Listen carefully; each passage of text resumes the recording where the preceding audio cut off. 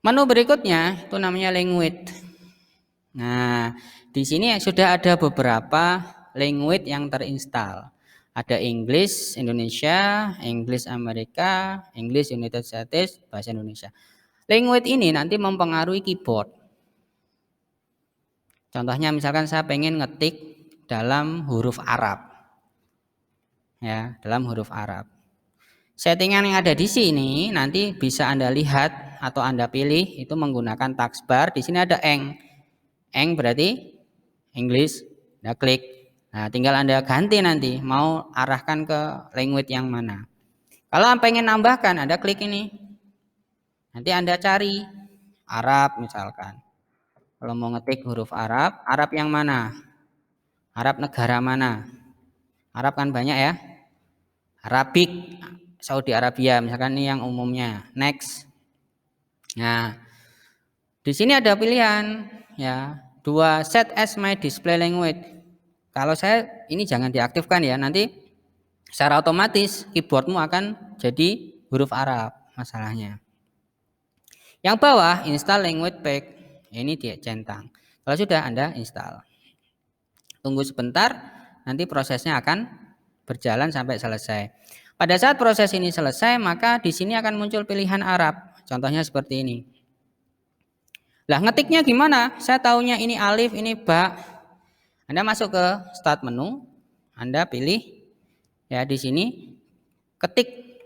Kalau nggak bisa milih ketik keyboard, maka akan muncul keyboard atau ketikan key B itu saja sudah muncul. Ya, on screen keyboard. Jadi bagi kalian yang punya laptop, misalkan keyboardnya rusak, Anda bisa manfaatkan on screen keyboard. Jadi saya nanti bisa klik-klik di sini. Nah, kalau huruf Arab ini sudah terinstall dan di settingan saya pilih Arabic, maka di bawahnya ABC ini, di bawahnya angka 1, 2, 3 ini akan muncul pilihan lain yaitu huruf Arabnya apa. Jadi huruf alif di mana, huruf ba di mana, ya. Huruf mim di mana, lam alif di mana, seperti itu. Dan pada saat itu saya pilih, kemudian saya coba ngetik, ya. Saya coba ngetik sementara pakai on screen keyboard ini dulu. Kenapa? Karena keyboard aslinya kan jelas enggak ada ya. Tampilan huruf hijaiyahnya alif batanya enggak ada. Ya, maka nanti akan muncul huruf yang kita ketik. Ya, ini saya pilih ya, coba ya saya pilih Arabic. Nah, di sini akan muncul kayak gini. Kalau Anda pengen belajar bahasa Korea atau bahasa Jepang misalkan ya sama. Anda lakukan seperti ini. Kemudian coba buka Word ya. Ya, Word, enter. Kemudian di sini saya akan ngetik ya dengan huruf sembarang terserah ya. Ya, ukuran fontnya maaf, fontnya saya naikkan yang gede. Fontnya sembarang maaf. Nah, di sini saya ngetik misalkan apa? Yo alif mungkin. Apa ini? Ghain ya, ini ghain. Nah, kan muncul ghain. Kamu dihapus. Alif, al, ham, ya kan? Dal mana dal? Alhamdu, dal. Mim dulu ya, maaf, mim, alhamdu. Alhamdu kan ini ya, spasi. Lam, ha, spasi. Robbil, nah, Robbil alamin ya kan? Lam, ain, ya. Oh maaf salah ini, ejaannya salah. Robbil spasi alif lam bil alamin lam mim ya nun. Nah seperti ini. Ya nanti kita bisa untuk harokatnya bagaimana dan sebagainya. Ya Anda pelajari. Nanti Anda cari tutorial untuk menggunakan on screen keyboard. Cara menggunakan on screen keyboard gitu dengan huruf Arab misalkan. Nanti akan diajari. Ya itu pancingan untuk kalian ya. Tapi cara settingan keyboardnya seperti ini nantinya.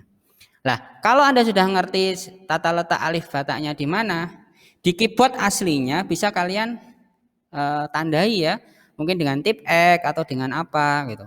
Yang akhirnya nanti tidak perlu menggunakan ini. Jadi Anda bisa langsung ngetik di keyboard. Ya, seperti itu kira-kira. Dan menu terakhir itu namanya menu speech.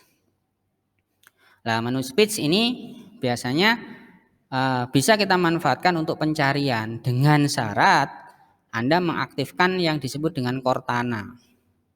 Ya, Cortananya harus diaktifkan. Ya, di sini ada nggak menu Cortana? Kalau Cortananya belum diaktifkan, itu nggak bisa ya. Dicoba saya masuk ke setting. Wah, ini masih Arab, maaf. Ganti ke Indonesian atau ganti ke English. Ya, Cortana. Nah, Cortana ini harus diaktifkan atau Anda klik setting masuk ke Cortana ya. Settings masuk ke Cortananya. Cortana. Oh, ini ada di sini, maaf. Nah, ini ya Cortananya. Cortananya harus diaktifkan ya. Nah, seperti ini. Pada saat ini dinyalakan, kemudian I'm happy to change that setting for you. I need your permission to have sure.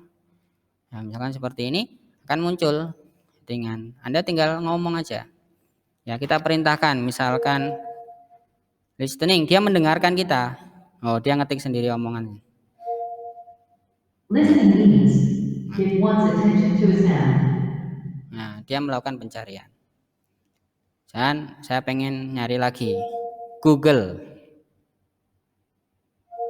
Nah, dia nyari. Sure, starting Google. Kemudian dia akan membuka browser mengalahkan ke Google. Bahkan saya bisa mencari file ya di sini kalau mau. Kalau mau, Anda bisa mencari file tertentu. Ya. Nah, ini pastinya butuh komputer yang ada mikrofonnya. Kalau mikrofonnya tidak ada ya repot. Kemudian untuk memunculkan Cortana itu bisa lewat sini tadi diaktifkan. Ya, selalu muncul atau bagaimana. Kemudian juga bisa menggunakan shortcut Windows logo key, jadi tombol Windows di keyboard plus C gitu. Windows C. Nah, akan memunculkan Cortana dengan cepat. Ya. Okay, opening tab. Tapi ini sensitif sekali ya. Sekali Anda munculkan Cortana kemudian Anda ngomong, maka otomatis dia akan merespon. Seperti itu ya. Ini settingan di menu time and language di posisi speech. Kira-kira untuk kontrol panel pembahasan kita sampai titik ini saja. Ya, tidak semua menu saya bisa bahas. Suatu saat Anda bisa offline ya, kalau pengen tanya tentang menu-menu yang lain karena di sini sangat banyak sekali ya menu-menu. Boleh nanti ketemu dengan saya atau dengan Mas Asdos. Kira-kira menu ini untuk apa, menu ini untuk apa, dan seterusnya.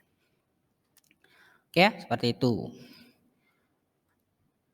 Bahan berikutnya itu saya akan membahas tentang beberapa perintah ya yang bisa dijalankan dengan cara mengetik di Windows 10 ini.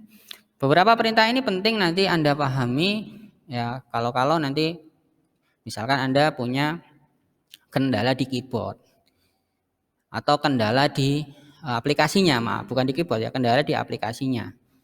Misalkan saya pengen membuka notepad gitu ya. Nah, notepadnya dicari nggak ketemu-ketemu misalkan. Di menu sini juga nggak ketemu, diketik ya nggak ketemu gitu. Nah, sebenarnya ada cara lain yaitu dengan command prompt. Command prompt ini bisa Anda jalankan dengan mengetik CMD. Buka start menu, ketik CMD. Nah, setelah muncul command prompt, Anda bisa klik kanan di sini. Kalau Anda klik command prompt jalan. Tapi kalau Anda klik kanan ada pilihan namanya run as administrator. Saran saya pilih dengan cara ini atau jalankan dengan cara ini. Maka jendela command prompt seperti ini, layar hitam seperti ini, itu akan dimunculkan. Ya. Kemudian padanan dari command prompt yang terbaru itu disebut dengan PowerShell. Nah, ini padanan. Anda ketikkan PowerShell. Nah, Windows PowerShell. Ini pun sama. Ini sama sebenarnya, aplikasi yang sama, fungsinya maksudnya, tapi beda tampilan, beda nama, beda tampilan. Kalau yang ini otomatis langsung jalan administrator. Atau kalau mau pilih administrator juga sama boleh, PowerShell, SHE ya. Dan klik kanan di sini Run as Administrator, itu juga bisa. Ya. Selama di depan nama aplikasinya muncul kata administrator, berarti dia sudah jalan sebagai administrator. Maksudnya administrator gimana? Nanti perintah-perintah itu ada yang minta izin administrator. Kalau administratornya tidak Anda panggil, perintah itu tidak mau jalan. Contohnya, saya pengen melakukan cek hard disk. Hard disk saya itu ada trouble di mana gitu. Maka Anda bisa perintahkan di sini CHK ya, DSK. Enter. Nah, perintah-perintah, rangkuman perintah-perintah dan fungsinya itu sudah saya sertakan di mana? Di file tambahan. Silakan di-download. Nah, ini nanti akan mencek apa? Hard disk, media penyimpan saya. Drive yang mana? C atau D atau E? Nah, Anda perhatikan depannya. Nah, berarti sekarang saya ada di drive C. Perintah ini berarti diberlakukan di drive C. Nah, ini agak lama. Misalkan, kalau mau diberhentikan paksa, tekan Ctrl C. Tekan Ctrl C itu berarti memberhentikan paksa proses. Nah, kalau jendela ini penuh dengan perintah, pengen membersihkan lagi, Anda bisa ketikkan CLS. Ya, CLS itu kepanjangannya clear screen. Kemudian kalau saya pengen pindah drive, bagaimana Pak? Pengen pindah drive, Anda bisa ketikkan nama drive-nya, kemudian titik 2, enter. Ya. Nah, kenapa nggak muncul? Kita cek. Punya nggak drive D? Nggak ada kan? Adanya C dan E ya, maka perintah ini tidak sukses. Karena saya tidak punya drive-nya, muncul seperti ini, the system cannot find the drive specified. Tapi kalau saya perintahkan dengan benar, E misalkan, akan masuk ke E. Lihat di sini, ada susunan kan, kemarin kalau saya masuk ke drive E, saya masuk ke sini, di address bar ada susunannya ya kan. Maka ini pun bisa saya lakukan di command prompt. Perhatikan ya, alamatnya seperti ini, E.2 slash, maaf, E.2 backslash. Berarti ini sudah terpenuhi, E.2 slash. Sekarang saya pengen masuk ke 3D 2019. Caranya gimana? Tidak bisa langsung diketik 3D, tapi perintahkan CD. Ya, 3D masih 2019, enter. Nah, masuk sudah. Seolah-olah seperti ini. Masuk. Pengen melihat isinya bagaimana Pak? Ya, Anda perintahkan dir. Dir itu perintah untuk melihat isi ruangan. Enter. Nah, akan dimunculkan informasi yang mirip dengan ini, dengan yang ada di mana? Di Explorer itu. Ya, Anda bisa baca satu persatu di sini. Semua hallway underscore wood by. Nah, ini kan. Ini ruangan. Cirinya apa? Ada kata dir, itu berarti ruangan. Tapi kalau ada ekstensinya itu berarti bukan ruangan atau itu adalah file. Ya, ini contoh. Sekarang saya pengen contohkan lagi di sini ya. Di sini saya punya atau di mana ya yang folder kosong saja. C, misalkan saya pengen membuat folder baru di sini, tapi pakai perintah, bagaimana? Pengen membuat folder baru di mana? Di C. Saya masuk dulu ke C biar gampang cara menerangkannya.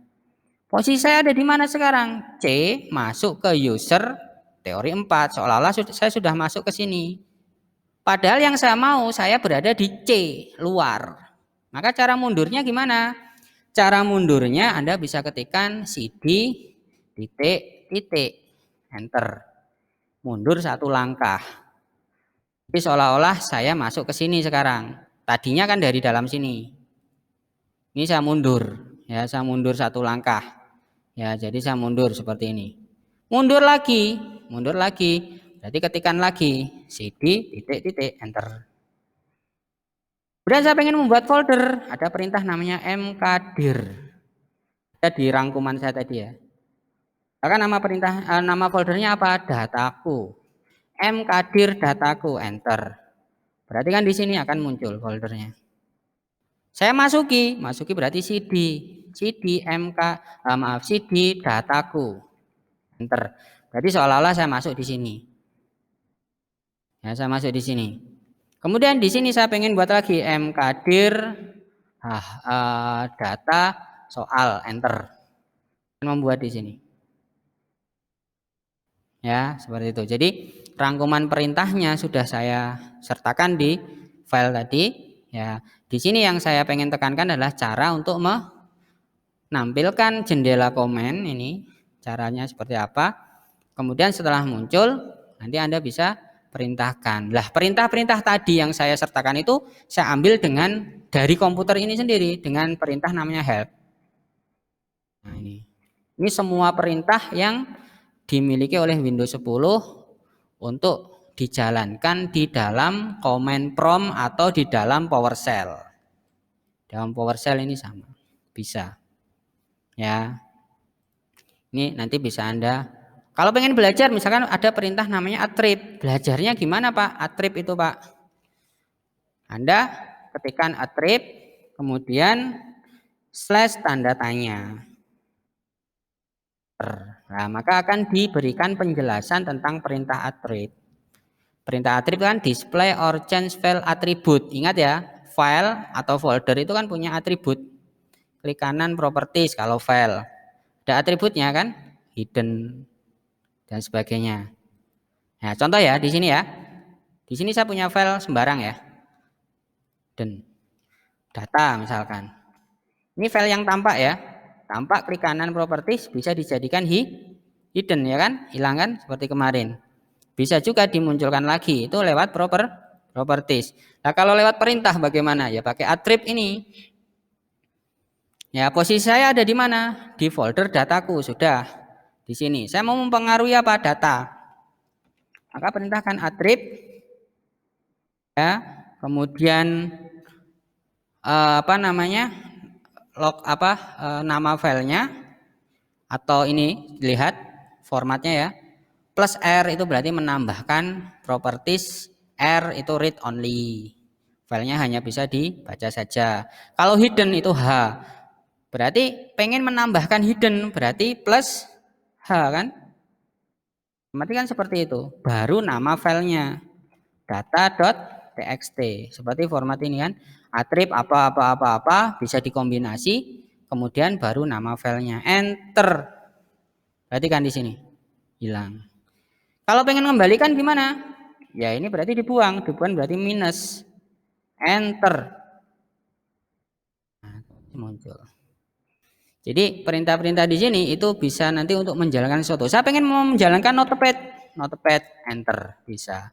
Saya pengen menjalankan kalkulator, kalk, enter, bisa. Nah ini kalkulatornya sini. Saya close lagi ya. Saya perintahkan kalk.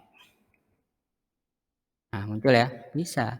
Kalau pengen keluar dari jendela ini bagaimana?